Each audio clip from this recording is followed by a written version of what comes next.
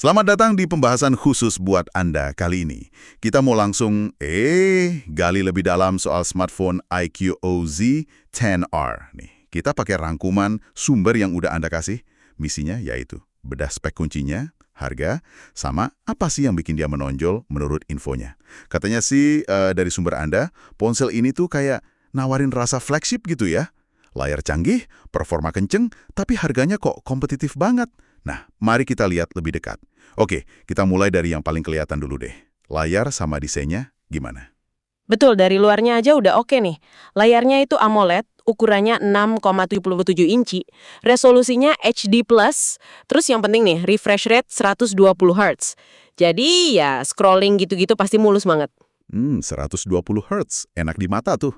Iya, terus terangnya juga, wah puncaknya 1800 nits. Jadi kalau Anda pakai di luar ruangan pas terang gitu, masih kelihatan jelas. Udah dukung HDR10 Plus juga. Desainnya juga, kerasa premium. Tipis 7,39 mm aja, terus ringan, sekitar 184 gram. Ringan ya? Iya, layarnya agak melengkung dikit, terus dilindungi kaca Shot Sensation Alpha. Jadi nggak cuma bagus, tapi ada proteksinya juga. Oke, layar sebagus itu kan biasanya makan daya lumayan ya. Gimana nih sama mesin di dalamnya? Cukup irit nggak buat ngimbangin layarnya? Nah, pertanyaan bagus. Sumber Anda nyebutin, otaknya itu chipset MediaTek Dimensity 4400. Ini penting nih, dibuat pakai proses 4nm. 4 nm ya? Kecil banget itu. Iya, artinya transistornya kecil-kecil, jadi lebih hemat daya, tapi tetap kenceng buat macam-macam tugas. Jadi yaitu ada keseimbangan antara performa sama efisiensi dayanya. Gitu. Menarik, menarik. Terus gimana soal memori sama penyimpanannya? Kan penting juga tuh. Ada pilihan RAM 8 GB atau 12 GB. Tipenya LPDDR4X. Terus ada juga fitur RAM virtual yang bisa nambah kapasitas pakai software gitu. 24 GB. Iya, gede banget kan? Buat penyimpanannya, ada opsi 128 GB atau 256 GB. Tipenya UFS 2.2. Ini kecepatannya udah lumayan bagus sih buat kelas harganya, aplikasi, data, loadingnya cepet lah. Tapi, nah ini, ada catatan penting dari sumbernya. Apa tuh? Nggak ada slot buat memori eksternal, jadi Anda perlu milih kapasitas internal yang pas dari awal. Nggak bisa nambah pakai micro SD gitu. Oh gitu ya. Oke, jadi emang harus dipikirin dari awal mau ambil yang mana. Nah, selain mesinnya, gimana otak softwarenya? Sama jaminan ke depannya gimana?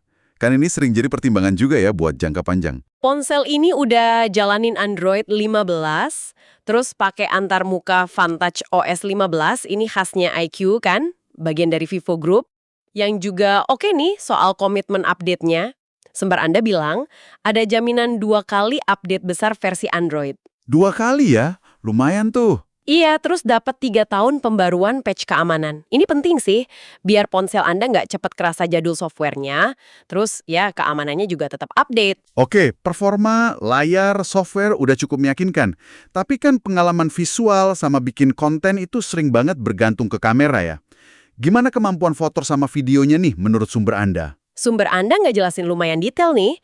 Kamera belakang utamanya 50 MP. Sensornya pakai Sony IMX882, terus udah ada OIS, Optical Image Stabilization. Nah, OIS ini penting kan? Banget. Buat Anda, OIS ini bantu banget ngurangin goyang pas motret atau rekam video.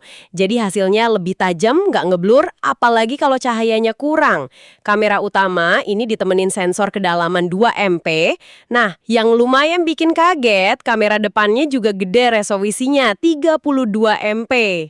Wah, 32 MP buat selfie. Udah bagus banget itu. Terus fitur videonya ada yang oke gak?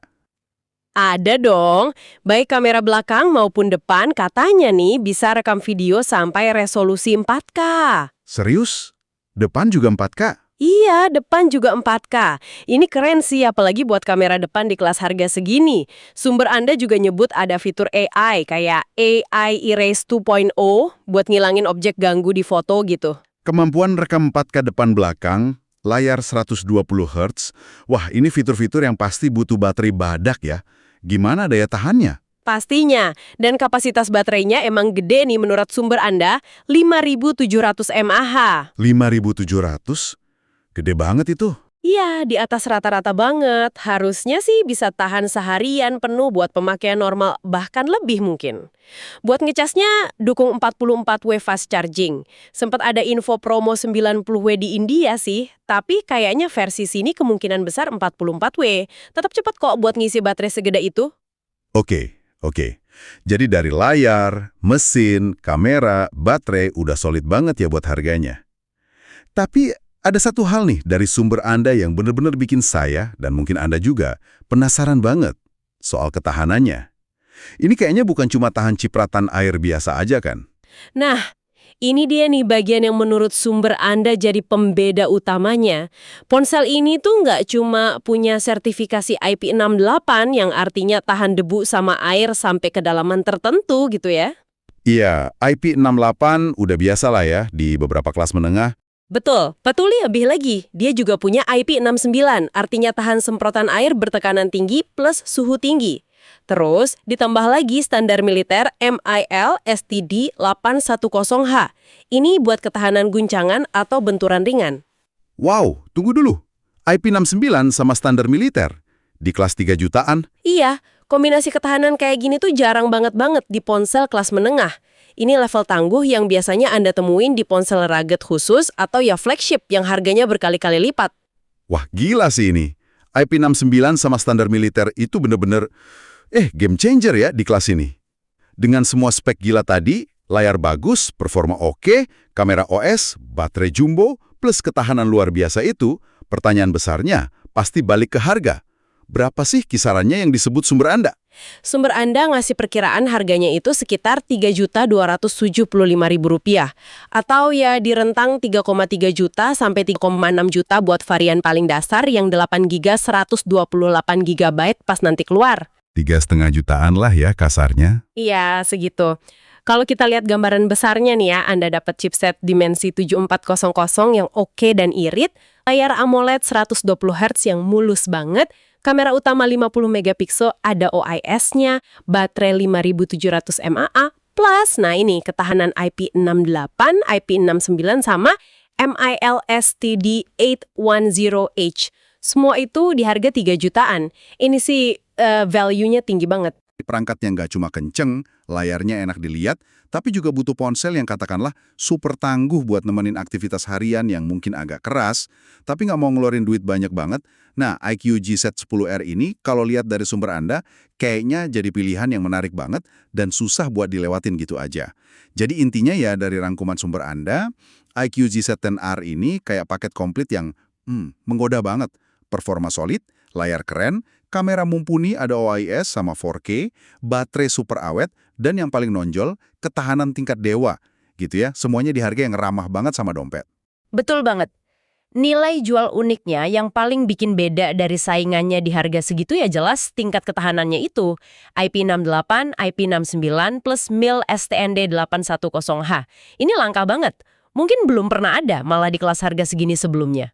Nah, ngelihat betapa tangguhnya ponsel ini buat harganya, ini jadi mikir ya, muncul pertanyaan menarik nih buat Anda renungkan. Kira-kira fitur ketahanan premium kayak gini, yang biasanya cuma ada di ponsel mahal atau khusus, bakal pelan-pelan jadi standar baru nggak ya, yang kita harapkan dari ponsel kelas menengah ke depannya? Sesuatu buat Anda pikirin lebih lanjut deh. Oke? Sekian dulu obrolan kita kali ini.